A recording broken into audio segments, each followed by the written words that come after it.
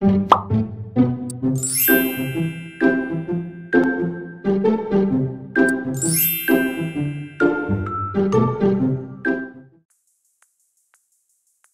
à tous, on se retrouve pour une nouvelle vidéo encore. Alors c'est un peu drôle, enfin vous aurez peut-être pas la ref. J'ai pas la même tenue pendant des semaines d'affilée jusque je viens de tourner la vidéo ASMR en question que vous avez sûrement déjà vue. Aujourd'hui on se retrouve pour une vidéo complètement différente finalement, qui est un peu plus logique sur ma chaîne on va dire.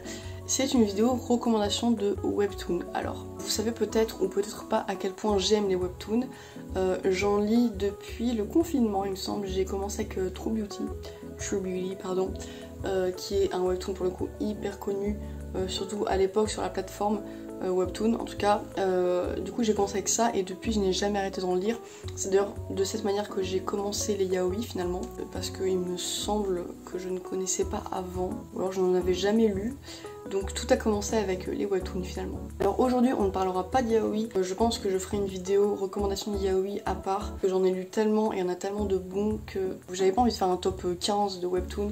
En plus c'est je trouve deux catégories vachement différenciées parce que je trouve que quand on lit un yaoi on n'a pas les mêmes attentes et pas les mêmes critères on va dire que quand on lit un webtoon classique. Yaoi on est un peu plus indulgent j'ai l'impression, si l'histoire est pas folle pardon je sais plus parler, mais que les protagonistes sont sympas et qu'on a des scènes sympathiques, on se plaint pas trop, alors qu'un webtoon par exemple classique, si c'est ennuyant, c'est moins cool. Là ce sera uniquement, en plus les webtoons terminés, par exemple je ne vais pas compter School Bus Graveyard, pardon, je vais pas compter d'autres, genre par exemple Opération True Love, que j'ai commencé, qui est encore en cours il me semble, qui est génial mais qui n'est pas encore fini, donc je vais compter uniquement les webtoons terminés, et il me semble que la plupart, si ce n'est pas la totalité, ils ont été, en tout cas je les ai découverts sur la plateforme Webtoon, qui est du coup, comme le nom l'indique, une plateforme dédiée au webtoon. D'ailleurs il me semble qu'il y a une catégorie Canva je crois qui s'appelle, qui est faite pour les créateurs comme vous et moi,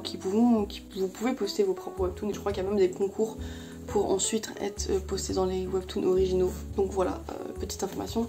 Donc sans yaoi et uniquement webtoon terminé, on peut commencer la vidéo. Il n'y en a que 4 si je me trompe pas.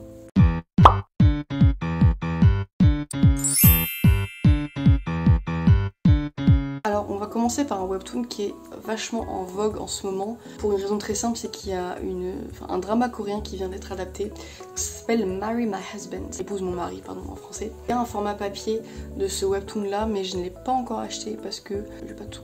Non je rigole, je l'ai pas encore acheté, du coup je peux pas vous le présenter, mais il y a la couverture qui va se mettre juste ici normalement. Donc vous voyez c'est vraiment trop cool, je pense que il me semble ça doit être peut-être mon top 2 de tous les webtoons confondus que j'ai lus dans toute ma vie, il me semble, je pense. Alors pardonnez-moi encore une fois si je regarde de temps en temps mon PC avec ma fiche encore une fois, pour les noms par exemple des auteurs ou quoi que je connais pas par cœur. Donc là c'est un manhwa du coup, alors techniquement les manhwas, si je me trompe pas, c'est les mangas coréens, si je dis pas de bêtises. Enfin bref, c'est un webtoon du coup sur la plateforme Webtoon qui a été réalisé par Liko et Sang Sojak, si je prononce bien, je suis désolée. Alors c'est un webtoon pardon, de type drama slash romance qui a été publié pour la première fois en français en 2022 sur la plateforme Webtoon du coup. Alors je ne savais même pas, mais j'ai lu sur Notelion il me semble qu'à l'origine c'était un light novel pardon. Alors depuis janvier 2024 il y a eu une adaptation en drama coréen sur Prime Video il me semble, si je dis pas de bêtises, mais je pense qu'il est trouvable ailleurs. Alors je suis justement en train, alors c'était même pas prévu pour la vidéo, j'avais prévu de faire la vidéo avant de regarder le drama, mais j'ai tellement adoré le webtoon que je me suis dit bah je vais regarder le drama pour voir ce que ça en dit. Et là j'ai même pas encore commencé le dernier épisode, ou alors je l'ai commencé je sais plus, mais j'ai quasiment regardé la totalité, il y a 16 épisodes du coup. Je vais pas faire toute la revue sur le drama parce que c'est pas le sujet, mais pour avoir adoré le webtoon et l'avoir lu je pense 4-5 fois, un truc comme ça, et je vais le relire bientôt parce que ça m'a trop hypé. Le drama est vraiment génial. Ceux qui aiment pas trop lire ou qui ont un peu la flemme de lire le webtoon, franchement je vous conseille de regarder le drama. Il est vraiment très semblable en fait. Là je vous dis juste franchement, à part quelques détails, genre que la meuf principale elle s'est coupé les cheveux au moment alors qu'en fait elle se coupe pas les cheveux du tout il me semble dans le drama. c'est un détail, on va dire, qui les gens pointilleux ou les gens qui ont vraiment suivi de fou le webtoon vont mettre les yeux dessus, mais c'est pas important, c'est vraiment super fidèle.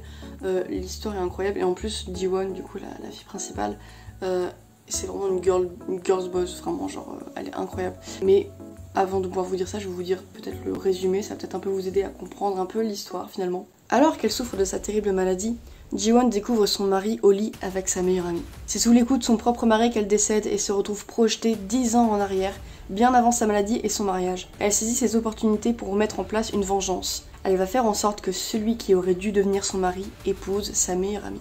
Pas sûr qu'il soit satisfait du voyage. Alors effectivement c'est un manhwa du coup hyper satisfaisant à regarder, enfin à lire du coup, ou à regarder pour ceux qui regardent le drama, parce que Ji-won va reprendre du coup sa revanche sur la vie, et en fait c'est trop satisfaisant parce qu'on voit Ji-won qui prend sa revanche malgré quelques aléas. Vraiment sa meilleure amie et son mari ils bouffent et c'est hyper satisfaisant. Et comme je disais déjà dans le webtoon, je trouve que c'est vachement une girl boss de ouf, genre elle s'en fout, elle a trop de répartie et tout, et franchement elle a trop de courage. Mais alors dans le drama, c'est l'actrice Park Min-young il me semble qui joue Ji-won du coup, qui est de base une actrice je trouve qui en jette un peu, genre dans Qu'est-ce qui cloche à secrétaire Kim, il me semble que c'est ça le nom. Je trouve qu'elle avait vachement une aura genre, mais là vraiment ça lui va trop bien et elle joue super bien. Et franchement si vous voulez un webtoon avec de la romance mais qui en même temps vous satisfait et qui a franchement des plot twists hyper sympas et c'est pas une enquête du coup mais qui a une intrigue hyper satisfaisante avec une histoire de remontée dans le temps, tout ça.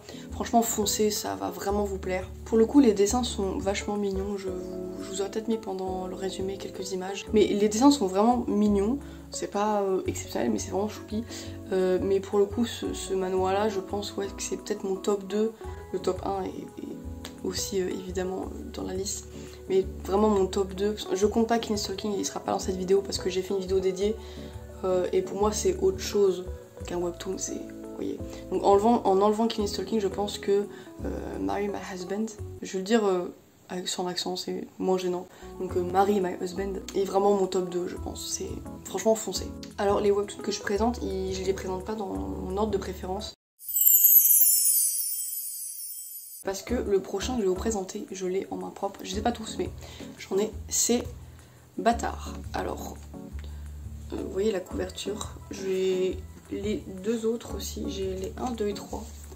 Les couvertures sont super sympas et c'est vraiment des gros livres pour le coup. Pour vous montrer un petit peu l'intérieur, c'est en couleur aussi, les webtoons en général c'est en couleur.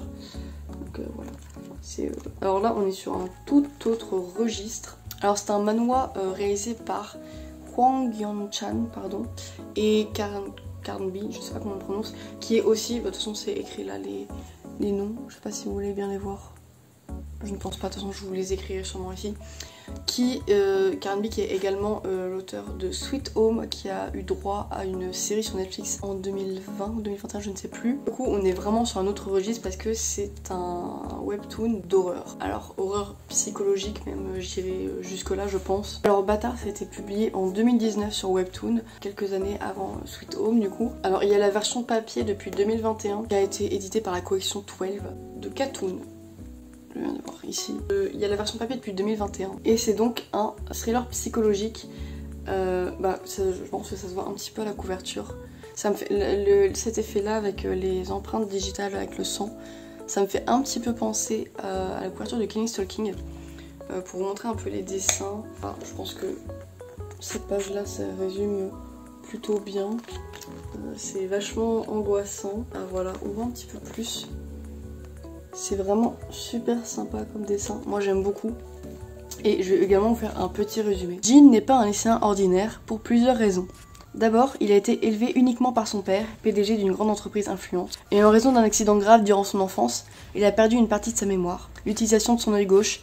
Il a également des valves artificielles dans son cœur, puis des épingles et plaques dans ses articulations. Mais surtout, il cache un grand secret. Son père est un tueur en série dont il est le complice involontaire. Alors, c'est un thriller psychologique vachement intéressant parce que du coup, Jin, qui est ce petit garçon, il me semble qu'il est en première année de lycée ou quelque chose comme ça, un adolescent qui a du coup des problèmes physiques Donc il a eu un accident quand il était jeune. Bah, on le voit d'ailleurs, il cache son œil, mais du coup il a des problèmes de respiration, tout ça, et il ne voit que d'un œil. Donc c'est déjà très étrange, et en plus il abrite, enfin c'est plutôt son père du coup, un dangereux psychopathe qui a vraiment l'air d'un mec sympa parce que c'est le boss d'une grande société, il est accueillant. C'est un peu cliché comme on se rappelle de Sangu du coup pour ceux qui ont vu la vidéo. Le cliché du tueur en série qui a l'air d'être parfait, qui a l'air d'être sympa, qui a l'air d'être ouvert, mais qui en fait a un gros problème et pour différentes raisons, Jin se retrouve à l'aider dans ses meurtres d'une certaine manière que vous découvrirez en regardant, enfin en lisant le webtoon, et c'est super angoissant. Alors c'est pas un webtoon que j'ai lu plus de 2 fois il me semble, même si j'ai beaucoup aimé, et d'ailleurs je pense que peut-être que je le relirai bientôt parce que comme vous le savez peut-être, le thriller psychologique est mon genre préféré, mais bon ça n'a rien à voir avec King Stalking évidemment. Il me semble que c'était vite fait gore, on voit assez rarement, en fait on voit surtout le mode opératoire du papa de Jin du coup, et ce Jin il aide son père un peu à contre-cœur on va dire, donc on voit pour quelles raisons il l'aide et comment il va réussir à s'en sortir parce qu'il vit avec un tueur en série et il n'adhère pas à ses idées. On va voir quel est son plan en fait, on voit plus ce côté là plutôt que le côté horreur avec le papa de Jin. Mais franchement c'est super angoissant et hyper intéressant à lire. Donc si vous cherchez un webtoon un peu, même beaucoup, stressant et qui est vraiment sympa à lire, disponible sur Webtoon, je pense qu'il n'est plus disponible gratuitement parce qu'il est terminé, donc il faut soit l'acheter du coup, acheter les tomes, c'est des gros tomes, hein, donc je crois qu'ils sont à 15 € il me semble, des choses comme ça, parce que c'est vraiment, vous voyez, par rapport à ma tête, c'est par rapport, vu que j'ai tourné la vidéo Amour Sucré, ASMR tout à l'heure, j'avais pris le manga Amour Sucré pour comparer en termes d'épaisseur par rapport à un manga classique. C'est un gros tome, donc je vous le conseille vraiment vivement. On va passer au seul webtoon de cette sélection qui n'a pas de format papier pour l'instant en tout cas, qui est aussi un de mes webtoons préférés, bon, c'est pour ça qu'il se trouve ici d'ailleurs, du coup je vous mettrai des images ici, qui s'appelle My Deepest Secret, donc mon plus grand secret en français. Moi quand je l'ai lu c'était écrit en français. C'est un webtoon malaisien pour le coup, donc je sais pas si c'est considéré comme un manhwa ou pas, mais c'est un webtoon malaisien du coup, et réalisé par Hansa Art.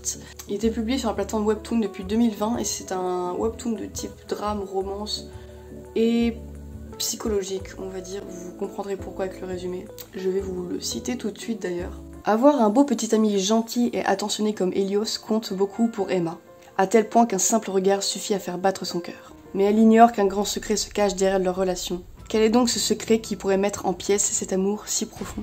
Alors pour ceux qui n'auraient peut-être pas compris avec le résumé et les quelques images que je vous ai offertes, c'est une histoire qui parle aussi de meurtre, mais pas que, parce qu'on suit du coup le personnage principal qui est Emma, une jeune fille très timide, qui est vraiment super amoureuse de son copain, qui est à la fac, et qui ne connaît pas les travers de son amoureux du coup, qu'on suit aussi également, et qui va également rencontrer un jeune homme du nom de Johan, qui est mon personnage préféré, qui lui a une passion pour les enquêtes policières, pour les crimes, pour tout ça, qui a d'ailleurs, il me semble, un oncle qui est dans la police, qui est peut-être pas commissaire mais enquêteur ou quelque chose comme ça, et qui s'éprend de l'histoire de Emma et de Helios, et du coup qui va se mettre un petit peu à enquêter tout en étant ami avec Emma, et du coup c'est super sympa à lire franchement. C'est un mélange du coup de romance, parce que on suit la romance de Emma et Helios tout en ayant un côté psychologique,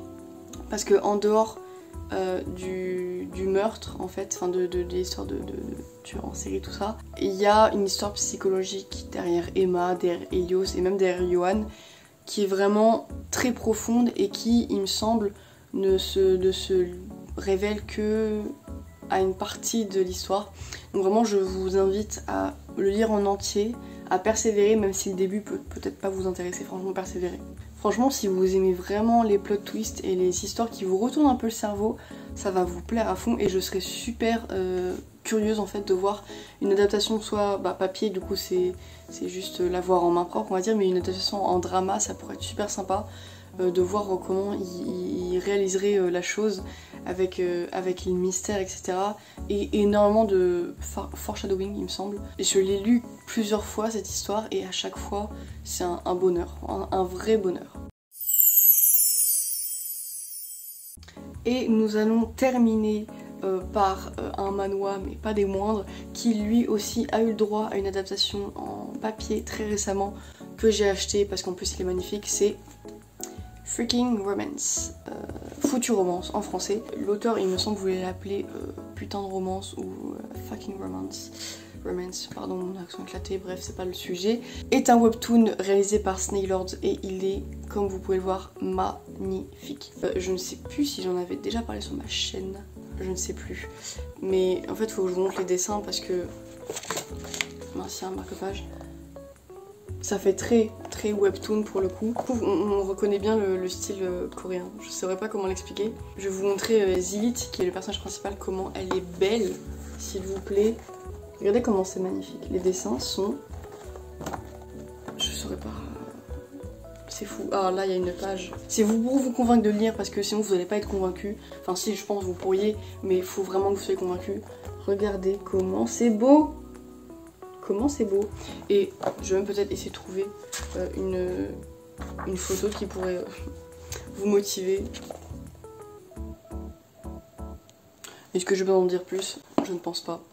Bref, alors il a été publié pour la première fois en français sur Webtoon en 2020 et il a eu droit à son adaptation en avril 2024, donc vraiment c'est très récent. Et c'est un Webtoon de type romance, drame. Il n'y a pas de particularité psychologique autant que Bâtard ou que Mon plus grand secret, mais vous allez être surpris. Zilit, tout juste majeure, se retrouve à la rue pour avoir désobéi à ses parents. Dans sa recherche d'un appartement, elle découvre le logement parfait. Lumineux, spacieux, pas cher et surtout hanté par un mystérieux et très beau jeune homme. Il ne semble pas la voir et dès qu'elle le touche, il disparaît. Mais qui a dit que toutes les relations commençaient de manière idéale? Alors oui, c'est une romance pure et dure comme on les aime, avec quelques clichés mais pas trop. Vraiment, en plus, je vous le redis, hein, c'est magnifique. On voit un petit peu le dos avec Zilit qui fait dodo. C'est une romance des plus mignonnes que j'ai pu croiser sur la plateforme. Vous savez que j'ai l'habitude plutôt de lire des yaoi et c'est plus trop ma cam ou c'est plus trop mon habitude de lire des romances hétéro. Mais celle-ci déjà je l'ai lue il y a un paquet de temps, mais elle est convaincante en tout point. L'héroïne, parlons de Zilit qui est du coup ce petit personnage là, qui pour le coup, je pense que c'est ça aussi qui m'a fait autant apprécier ce webtoon, c'est que c'est pas du tout une héroïne nunuche, niaise, elle est super drôle, super fun et justement ils rebondissent vraiment beaucoup sur les clichés de la meuf qui aime écrire de la romance parce qu'en fait elle, il me semble qu'elle dessine beaucoup et elle voulait participer à un concours de webtoon il me semble pour écrire une romance, sauf qu'elle disait qu'elle s'y connaissait pas du tout en amour, que les seules preuves d'amour qu'elle avait eues dans sa vie avec ses parents c'était pas du tout idéal parce qu'elle s'est fait mettre à la porte et tout, et que du coup elle connaît tous les clichés mais elle les a jamais vécus et en vivant cette histoire avec ce jeune homme qui s'appelle Zelan, ça lui prouve que parfois les clichés sont vrais mais parfois non, que les histoires d'amour basiques c'est vraiment pas comme ça dans la vraie vie et que en fait elle va vivre une histoire magnifique avec Zelan. Et pour le coup en parlant de Zelan, là je vous ai montré une photo de lui torse nu pour montrer qu'il est vachement beau et tout. Mais en fait ce qui est rigolo c'est que justement il est fait pour faire croire qu'il est comme un cliché, donc le mec trop beau, je crois qu'il chante super bien, des trucs comme ça, enfin le cliché du mec incroyable, trop gentil, trop drôle et tout. Mais en fait on se rend compte en lisant le webtoon qu'en fait c'est un gars super maladroit, qui est hyper mignon, qu'il est drôle mais genre des fois il est gênant et tout, comme il est humain en fait.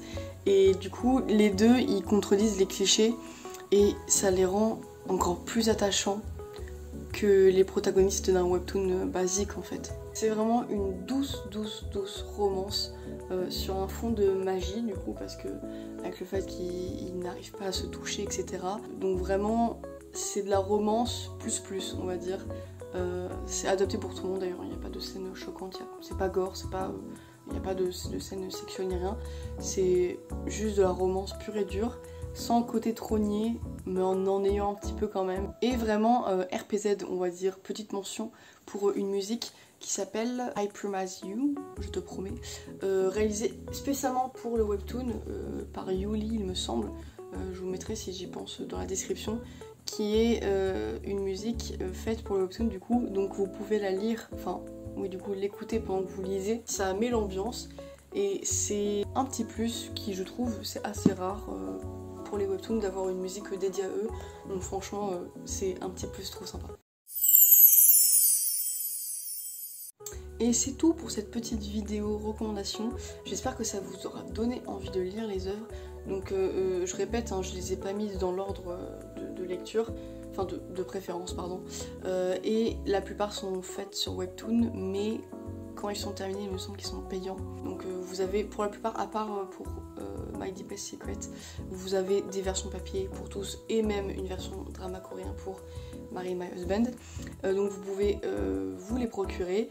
Et sinon, peut-être trouvable ailleurs sur internet en français ou peut-être en anglais, peut-être vous trouverez un petit peu plus. Mais j'espère vraiment que vous les lirez parce que j'ai fait des sélections où on peut pas passer à côté. Quand on les lit, franchement, c'est un bonheur, c'est trop bien. N'hésitez pas si vous avez des questions par rapport au webtoon ou si vous avez envie de discuter, si vous l'avez déjà lu, il y a les commentaires, c'est fait pour ça. Et si jamais vous avez des idées de review, soit sur des livres, des webtoons, des films ou quoi, que vous voulez me voir faire, n'hésitez pas. Si vous avez vraiment envie, je peux y réfléchir. Si vous me mettez en commentaire ou en MP, ou si vous avez d'autres idées de vidéos que vous voulez me voir faire, hein, dans les limites du possible, je peux voir ce que je peux faire pour vous faire plaisir. Et oui. Et puis à part ça, je vous souhaite une très bonne soirée, très bonne journée. J'étais un peu agitée pour cette vidéo, parce que j'en ai tourné une avant, donc j'ai l'esprit un peu embrouillé, puis en plus j'ai très faim. J'aime bien raconter ma vie, pardon. Je vous souhaite une très bonne journée, très bonne soirée, et puis on se retrouve très bientôt pour une prochaine vidéo. Salut!